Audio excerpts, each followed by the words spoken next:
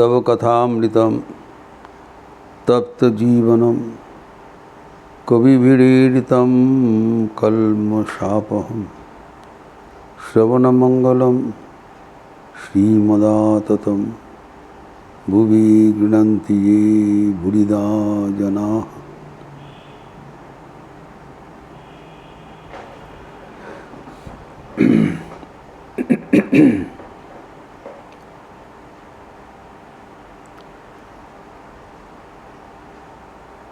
वैराग्य के बारे में चर्चा हो रहा था।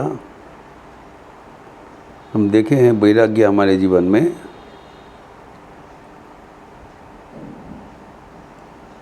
न केवल सफलता के लिए जरूरी है, ईश्वर प्राप्ति के लिए जरूरी है।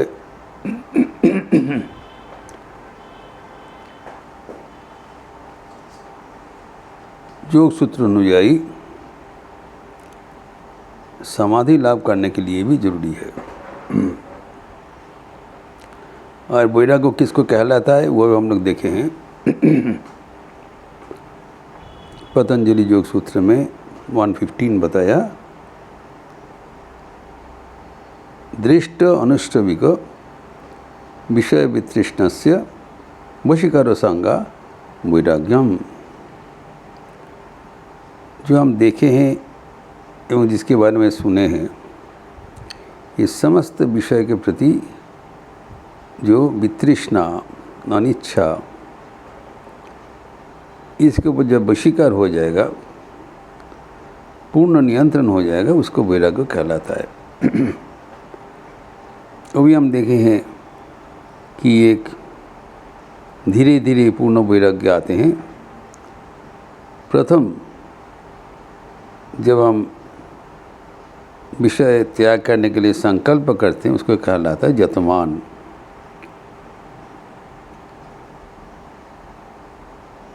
फिर जब अनेक विषय से मन वितृष्ण हो जाते हैं, कुछ विषय से मन अभी वैराग्य नहीं हुआ, इसको कहलाता है व्यतिरेक। एवं जब वो भी खत्म हो जाता है, तृतीय अवस्था है एकेंद्रिय। तब मन का चंचलता कार्य में परिणत नहीं होता है, मन में उदय होकर मन में लय हो जाता है, मानसिक द्वारा विक्षेप होता है एवं आखिर में वशीकार, अर्थात मन में बिल्कुल कोई विषय भोग इच्छा कुछ नहीं रहता है। इस अवस्था होने से मन का नाश हो जाता है, हम समाधि प्राप्त होते हैं।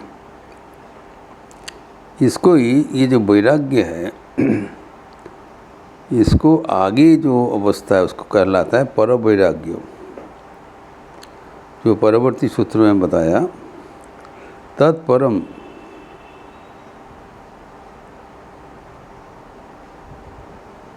पुरुषोख्याते गुण वैतृष्णम। जो पर वैराग्य किसको कहलाएगा? जब गुण वैतृष्णम हो जाएगा। गुण मतलब जी त्रिगुणात्मिका जो प्रकृति है, जब प्रकृति से वितृष्णा हो जाएगा, तब सर्वोच्च वैराग्य प्राप्त होगा। सांख्य एवं योग दर्शन में दो विषय पर हमारे दृष्टाकर्षण किए हैं। ये पुरुष और एक प्रकृति। पुरुष चेतन मात्र है, जबकि प्रकृति जड़ है। प्रकृति इज इनर्ट, इंसेंशिएंट। पुरुष इज कॉन्शियस।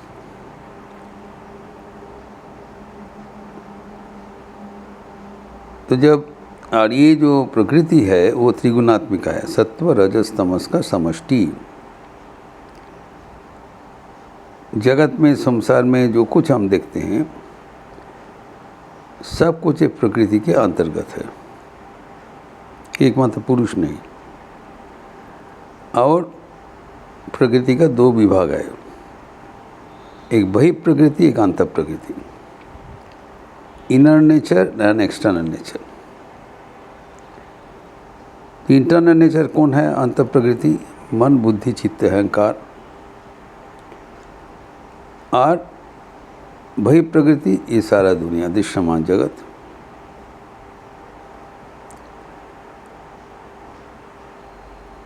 तो यहाँ पर जो वैराग्य की बात बोला था, बाह्यार्थेषु विरागितम, लेकिन जो परम वैराग्य है वो बाहर भीतर दोनों प्रकृति से उसका विराग हो जाता है। त्रिगुणात्मिका जो प्रकृति है उससे ही उनका वितृष्णा हो गया। और ये वितृष्णा होने से क्या होता है? पुरुष ख्याति, विवेक ख्याति और समाधि लाभ होता है। जो ईश्वर के स्वरूप है और जो जीव का स्वरूप है, दोनों का युक्ति हो जाता है, मिलन हो जाता है। ईश्वर के साथ जीव का मिलन ही जीवन का लक्ष्य है और उसको प्राप्त करने के लिए वैराग्य पर्याप्त है। जो वैराग्य जब गुणों वितृष्ट हो जाता है, त्रिगुणातीत हो जाते हैं मन, तब मन वासनाहीन हो जाता है। श्री माँ शारदा देवी को किसी ने पूछा था, माँ ईश्वर लाभ कैसे होता है? श्री माँ ने बताया कि ठाकुर के नाम लेते रहो और धीरे धीरे होगा, साधन सापेक्ष है। लेकिन एक बात बताया,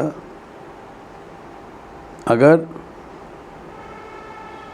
वासनाहीन हो सकते हो तत्काल होगा, यदि निर्वासना होते बरेखुनी है, तो मन में नाना प्रकार कामना वासना ही मन को ईश्वर से दूर कर देते हैं। और वो जब प्रकृति से हमारा वितृष्ण हो जाते हैं, तब उसको चरम वैराग्य कहलाता है। और चरम वैराग्य लाभ होने से कहते हैं समाधि लाभ होता है। समाधि अवस्था में पुरुष प्रकृति से संपूर्ण पृथक हो जाता है। प्रकृति त्रिगुणात्मिका है, वो पुरुष के साथ जुड़े हुए हैं। और प्रकृति के अंतर्गत हमारा मन, बुद्धि सब कुछ है। हमारा जो मन या बुद्धि जिसको चेतन जैसा दिखाई पड़ता है, प्रतीत होता है, बुद्धि तो चेतन जैसा है, निर्णय लेता है, लेकिन ये भी जड़ है, प्रकृति के अंडर में है। लेकिन पुरुष के साहचर्य में इसको चेतन जैसा प्रतीत होता है। They are borrowed intelligence. पुरुष का ही चेतन शक्ति है, प्रकृति जड़ है। लेकिन हमारे जानता प्रकृति वो पुरुष के सान्निध्य में रहते हुए उनकी चेतन शक्ति से प्रतिफलित तो चेतन शक्ति थे, वो चैतन्यमय जैसा प्रतीत होता है। लगता है they are intelligent, they are conscient beings. No, they are also inert. तभी जब मन के भीतर संपूर्ण रूप से वैराग्य हो जाता है, वितृष्ण हो जाता है, संसार में कोई भोग्य उपकरण और उनके मन में नहीं जाता है, तभी वो मन समाधि के लिए तैयार हो जाता है। जो हमारे जो देह के भीतर में जो कुंडलिनी शक्ति है, वो रीढ़ की हड्डी के नीचे अभी सुप्त मात्र है। जब साधक प्रयास करते हैं, आंतरिक ईश्वर को पुकारते हैं, तब वो कुंडलिनी शक्ति का उन्मेष होता है, और उन्मेष होने से धीरे धीरे जो रीढ़ का हड्डी के भीतर से जाती हुई ऊपर में पहुंचता है शास्त्रार्थ में, अल्टीमेट डेस्टिनेशन।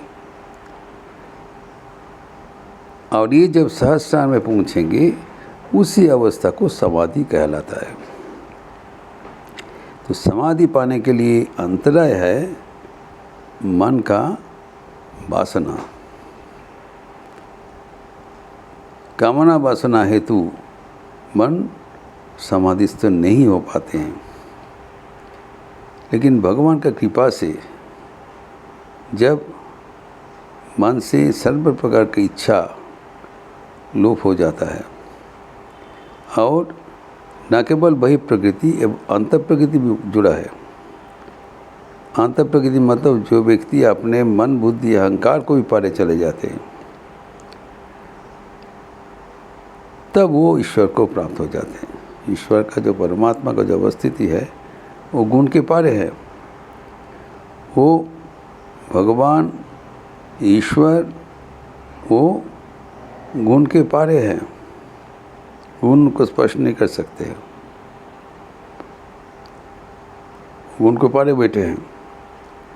जब वैसी तरह मन में त्रिगुणात्मिका जो प्रकृति है उससे विराग हो जाता है, तब वो शुद्ध मन में, वासनाहीन मन में ईश्वर का परछाई परिष्कार दिखाई पड़ेगा और उस मन में समाधि प्राप्त होगा। इस समाधि प्राप्त होने से उसको पर वैराग्य लाभ हो जाता है।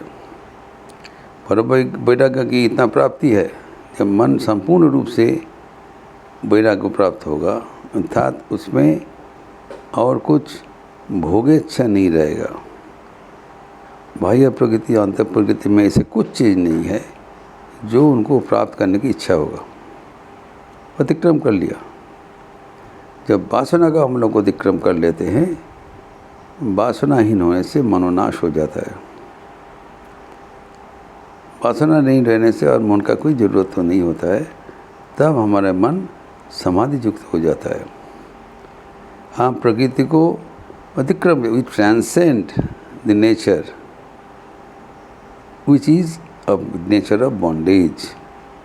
प्रकृति बंधन का कारण है, लेकिन जब हमारा मन ये वासना कामना का जो अंतराय है उसको अतिक्रम करके परमात्मा तक पहुँच जाते हैं, तब वह मन में और कोई कामना उदय नहीं होगा, सीधा भगवान के पास पहुँचेगा। इसी को परवैराग्य कहा है। तो भगवान प्राप्ति करने के हेतु इसीलिए बताया, ईश्वर प्राप्ति हेतु जो भक्ति लाभ चाहिए, भक्ति तभी मिलेगा जब मन साफ हो जाएगा, मन वासनाहीन होगा। कामना वासना जितना तक रहेंगे तब तक मन शांत नहीं होगा। मन क्या बताया? त्रिगुणात्मिका, सत्य रजस तमस का षष्ठी समष्टि, ये मन को उपादान है। जो रजोगुण है वो मन में दोलाचल ला देते हैं। तमोगुण है वो मन में जो कर्महीनता पैदा कर देते हैं, इनएक्शन। तमोगुण में कर्महीनता होता है, लेकिन रजोगुण में कर्म चंचलता होगा। लेकिन कर्म चंचलता के साथ नाना प्रकार का तृष्णा को उत्पन्न होगा। जब वो तृष्णा हम अतिक्रम कर लेते हैं, एवं तमोगुण का भी अतिक्रम कर लेते हैं, तब हम सत्वगुण में प्रतिष्ठित हो जाता है। और वो सत्वगुण का प्रतिष्ठित होने का मतलब ये हमारे मन में और कामना वासना का कोई छिद्र भी नहीं रहेगा, कोई इच्छा नहीं रहेगा। तो मन शांत हो गया, मन पवित्र है और वो मन में भगवत इच्छा बलवती हो जाता है। तो शांत मन को, ये अचंचल मन को हमारे जीवन में प्रतिष्ठित करना जरूरी है, कि उसके जरिए हमें समाधि प्राप्त होगा, पुरुष ख्याति लाभ होता है। जैसे श्री माँ शरद ने कहा, वासनाहीन यदि होते पर एक को नहीं है। तो मन जब ये संशोधन की तपस्या से जब कामना वासना हीन हो जाता है, ये ज़रूरी है। कामना वासना हीन हो जाने से वो मन अभी पर वैराग्य प्राप्त होता है। जैसे कि बताया जो वैराग्य, वशीकार संग वैराग्य, इसको आगे क्या है? पर वैराग्य। पर वैराग्य होगा तब उसमें प्रकृति के साथ उनका वितृष्ण हो जाता है। प्रकृति मतलब त्रिगुणात्मिका, तो जगत में जो कुछ है वो 3 गुण से जुड़े हुए हैं। परमुटेशन कॉम्बिनेशन ऑफ दीज 3 गुणस is the mother of everything in this world. जब प्रकृति से उनका विच्युति हो गया, क्या रहा? The Purusha, then as Swami ji says, the Atman the Purusha shines in his own glory. पुरुष अपने महिमाएँ सा महिमाएँ विराजमान हो जाते हैं। पुरुष प्रकृति से अलग हो जाता है। जब तक प्रकृति के साथ जुड़े हुए हैं तब पुरुष का इफल्जेंस वो सबड्यूड है। जब प्रकृति उनका आवरण पूरा हटा लिया पर वैराग्य के माध्यम से, तब पुरुष का जो द्युति वो सर्वोत्तम हो जाएगा। आपने महिमा में पुरुष विराजमान रहेंगे, पुरुष चैतन्य स्वरूप, और वो आप और महिमा में विराजमान होंगे। प्रकृति का आवरण हटा दिया, उसी को समाधि कहता है। अपना स्वरूप प्राप्त हो जाएगा, तब जो इंसान है वो इस उच्च अवस्था प्राप्त, एग्जॉल्टेड एक्सपीरियंस ऑफ लाइफ, उच्च अवस्था प्राप्त करते हुए जीवन सार्थक कर लेते हैं। इस प्रसंग को फिर आगे हम बढ़ाते हुए अगले दिन चर्चा करेंगे। ओम शांति शांति शांति। हरि ओम तत्सत। श्री राम कृष्णार्पणमस्तु। अच्छा रहिए, स्वस्थ रहिए, आनंद में रहिए। नमस्कार।